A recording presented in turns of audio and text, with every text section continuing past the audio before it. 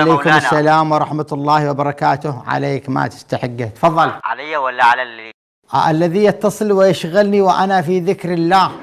تبا له يا مولانا. تفضل. ما هي المهمة التي سيخرج من أجلها المهدي رضوان الله عليه وسلام الله عليه؟